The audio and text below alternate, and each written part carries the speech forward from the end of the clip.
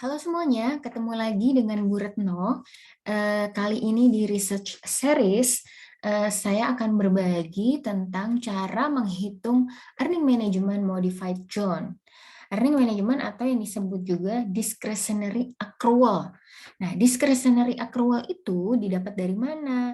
Dari total accrual ini dikurangi dengan non-discretionary accrual gitu ya, karena total accrual itu kan merupakan gabungan dari non discretionary accrual dan discretionary accrual.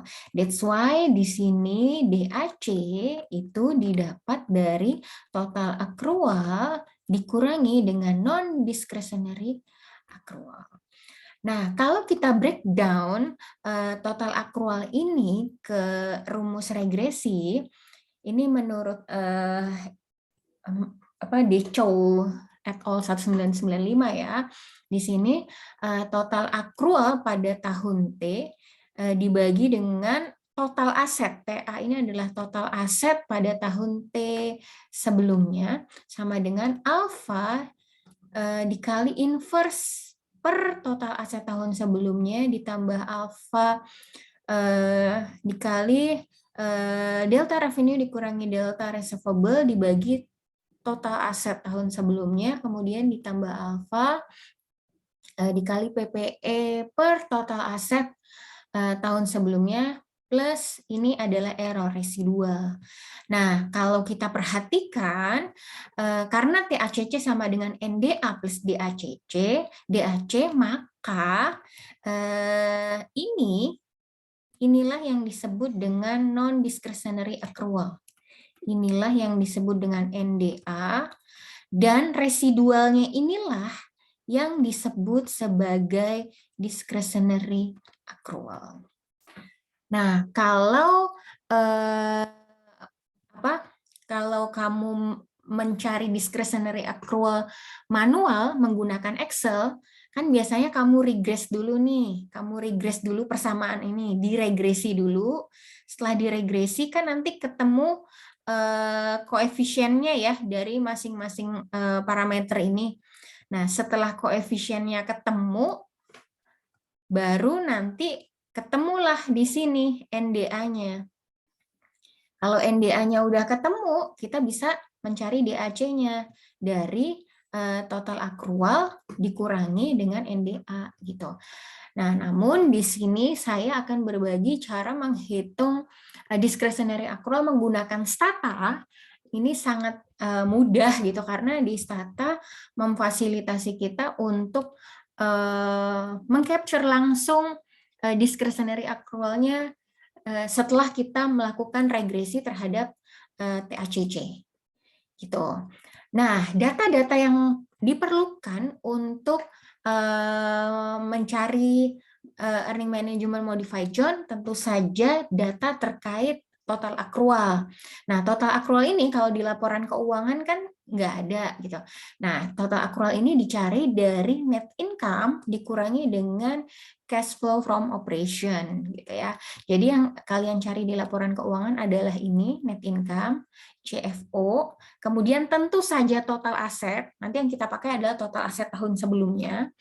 Kemudian revenue, receivable, account receivable, dan PPE ya. Nanti yang kita cari adalah gross PPE-nya. Nah, kalau kalian mencari data-data ini dari database tertentu, misalnya ini dari Capital IQ ya, ini saya pakai data dari mahasiswa bimbingan saya. Mereka ngambil dari Capital IQ. Kira-kira bentuknya seperti ini, gitu. Jadi di sini ini ada nama perusahaannya.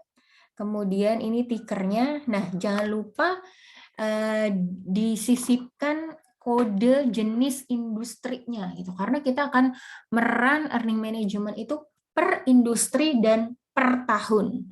Gitu. Jadi ini sudah dikode ya, ini perusahaan ahli, ini kode industrinya dia masuk yang nomor 1, ABBA nomor 9, ABBA nomor 3 dan seterusnya.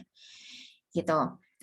Nah, kira-kira apakah datanya sudah terkumpul? Tadi yang kita butuhkan adalah net income, CFO, total asset, revenue, account receivable, dan gross PPE ya. Oke, nah ini kita akan mencari earning management dari tahun 2015 hingga tahun 2020.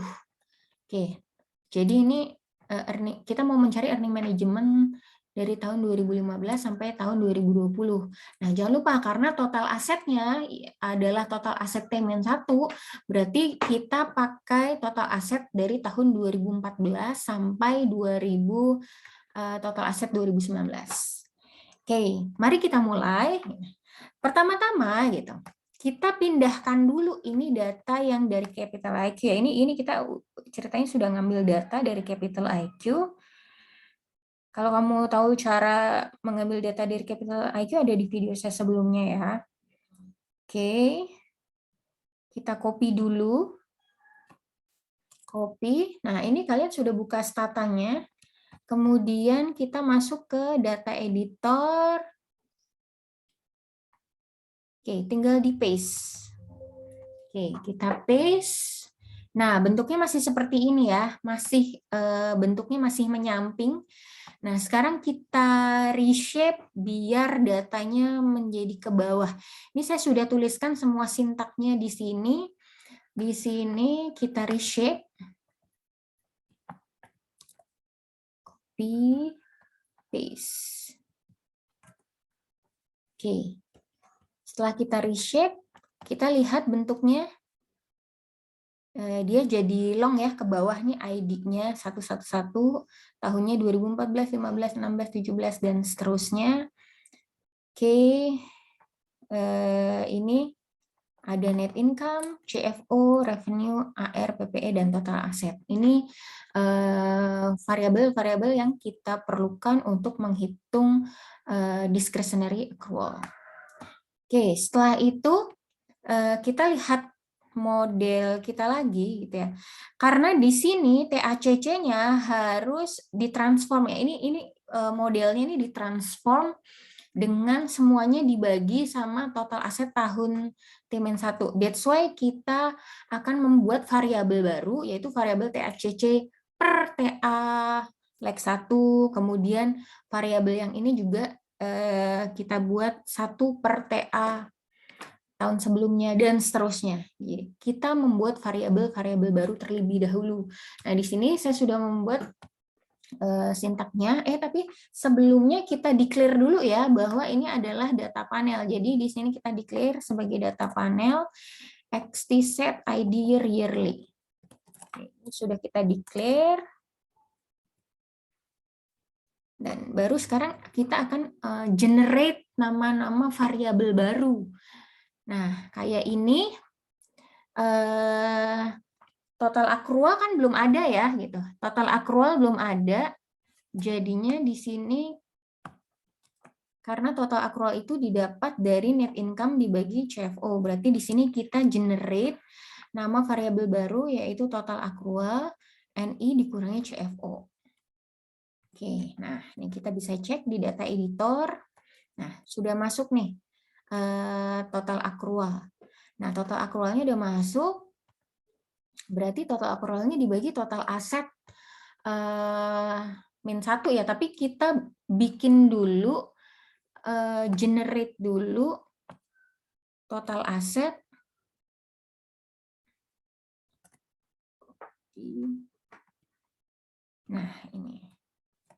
Nah, ini kita generate dulu namanya variabel leg total aset, yaitu total aset tahun sebelumnya. Caranya adalah generate, ini kita kasih nama LTA ya, sama dengan leg 1 titik total aset. Oke, kita enter dan kita lihat hasilnya. Nah, di sini sudah ada variabel baru namanya leg total aset. Nah, berarti kan ini kelihatan ya, leg total aset ya. Di sini di tahun 2000, ini yang di tahun 2015, ini sebenarnya adalah total aset tahun 2014. Ini total aset tahun 2016 adalah sebenarnya total aset tahun 2015, dan seterusnya. Gitu. Oke, setelah bikin leg-nya, baru kita bikin variabel yang ini nih. Bikin nama variabel yang ini nih. TACC per TA T-1. Oke, kita generate. Di sini. Nah, kita kasih nama gen TACCR LTA sama dengan total accrual dibagi leg TA. Oke, kita lihat di data editor. Nah, sudah muncul ya TACCR LTA. Oke, setelah itu kita bikin yang ini 1 per TA. Berarti kita bikin 1 per LTA. Oke, 1 per LTA ini kita kasih nama inverse. Kita kasih nama inverse. Gen inverse LTA sama dengan 1 per LTA. Oke, nah berikutnya kita buat variabel delta revenue dulu. Bikin variabel delta revenue. Berarti di sini tinggal generate, kita kasih nama delta revenue sama dengan D titik revenue. Oke, kita lihat apakah sudah muncul delta revenue. Yes, sudah. Kemudian habis delta revenue, delta account receivable ya. Nah, ini copy, paste. Delta receivable. Oke. Nah, sudah delta revenue dan delta receivable. Nah, sekarang kita bikin nama variabel ininya. Delta revenue dikurangi delta receivable dibagi TA. Oke. Berarti kita generate nih. Generate ini. Nih. Nah, namanya delta reg, delta reg.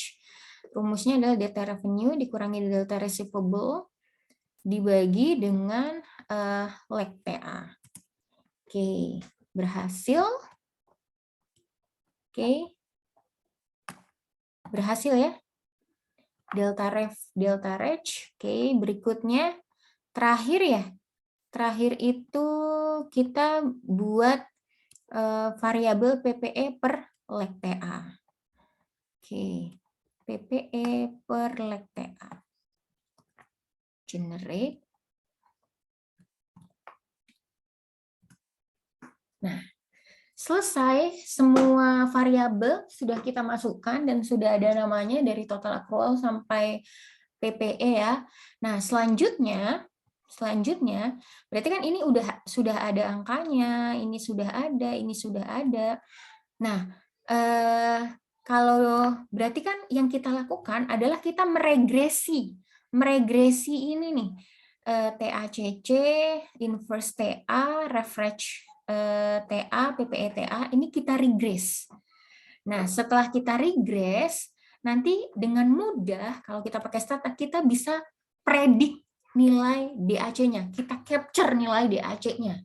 Itu. Nah, yang perlu teman-teman ingat bahwa kalau merun earning management itu harus per tahun dan per industri. Tadi kan kita sudah memberi kode di perusahaan-perusahaan kita sesuai jenis industrinya ya. Gitu. Kalau satu tuh apa, kalau dua apa, dan seterusnya. Nah, selanjutnya yang kita lakukan adalah kita akan membuat variabel baru namanya modified Jones. Nah, ini saya membuat variabel baru namanya modified John. Saya akan coba mengcapture earning manajemennya untuk tahun 2015 dulu untuk kode perusahaan nomor 1 ya. Oke. Nah, ini saya bikin nama variabelnya dulu, generate modified John di AC sama dengan titik gitu. Oke. Kalau teman-teman lihat di sini, nah ini sudah muncul nama variabel baru. Nah, selanjutnya apa? Nah, kita regress dulu. Ini kita percobaan dulu ya, percobaan untuk regresi. Ini kan kita sudah pakai nama ya, ini TACCR LTA, terus inverse LTA, deref dereg, PPLTA if year sama dengannya 2 kali 2015, GSC tadi kode industrinya ya 1. Nah, saya akan mencoba dulu meregress TACC ini untuk industri nomor 1 dan di tahun 2015. Ini kita coba ya. Oke. Copy. Paste. Nah, kita regress. Tara. Oke. Nah, berarti di tahun 2015 dan di industri yang nomor 1 itu hanya ada 16 perusahaan. Oke, setelah kita meregress ini gitu, kita bisa mengcapture residualnya. Nah, kalau dilihat di sini kan belum nampak ya, belum nampak. Nah, tapi kita bisa mengcapture residualnya di sini. Capture, predict. Nah, cuma nanti yang akan muncul adalah residual dari semua data. That's why di sini saya akan predict modified zone yang temporer dulu. Temporer. Nanti kita lihat efeknya bagaimana. Oke, capture, predict, motion temporer. Ini R ini, yang dimaksud R ini adalah residual ya. Oke, kita lihat. Klik. Nah, nanti di data editor itu akan muncul residual dari semua perusahaan observasi Anda. Nah, tapi yang kita cari itu kan hanya earning manajemennya perusahaan di tahun 2015 yang kodenya 1 doang kan. Jadi yang JSC 1 yang dan di year 2015. Nah, jadi kita drop, kita replace dulu. Kita replace dulu modified zone yang kita pindahin lah ya. Kita pindahin. Kita replace modified zone DAC jika tahunnya 2015 dan JSC-nya 1. Kita coba dulu. Nah, setelah Anda lihat di data editor, nah ini udah di-replace modified zone yang 2015 dan JSC-nya 1 udah pindah ke modified zone yang ini, yang kita buat pertama. Nah, ini kan hanya modified zone temporer ya. Karena ini modified zone temporer, ini yang mau kita buang. Gitu. Sekarang kita buang dulu modified zone temporer. Oke. Nah, bagaimana hasilnya di data editor? Nah, Tara. Jadi sudah muncul nih modified zone discretionary accrual untuk tahun 2015 untuk GSC yang nomor 1 gitu. Nah, lalu bagaimana seterusnya untuk yang 2015 GSC 2, 2015 GSC 3 dan seterusnya. Nah, ini untuk memudahkan kalian biar sekali ngeran, ini kalian bikin dulu sintaknya. Nah, ini saya sudah membuat sintaknya. Nih ya, tahun 2016 JSC 1, 2017 JSC 1, dan seterusnya 2018 JSC 1, kemudian sampai 2020 JSC 1, terus saya lanjutkan 2015 JSC 2, 2016 JSC 2, sampai berapa kode industri yang ada di observasi Anda. Gitu. Nah, ini saya buat sampai JSC 9. Nah, jadi ini kita langsung copy aja, nggak usah satu-satu, langsung copy saja ya. Gini, dari yang tadi sisanya ya, 2016 JSC 1 sampai yang 2020 JSC 9. Kita copy, lalu kita paste di sini. Oke. Mari kita lihat hasilnya, kita enter, bismillahirrahmanirrahim.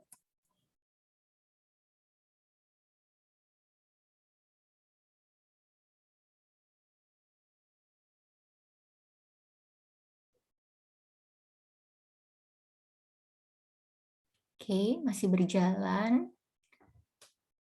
Semoga tidak lama, kita lihat. Sudah JSC 5. Kita tunggu sampai JSC 9. Ini yang tidak ada JSC 8 ya. Mungkin JSC 8 tuh keuangan ya, jadi tidak masuk dalam observasi penelitian ini. Tidak begitu lama waktu yang dibutuhkan sampai JSC 9. Nah, selesai. Nah, kita lihat sekarang di data editor, apakah sudah muncul angka earning manajemennya? Yes, sudah muncul teman-teman. Nah, mudah kan mengcapture angka discretionary accrual modified John menggunakan Stata.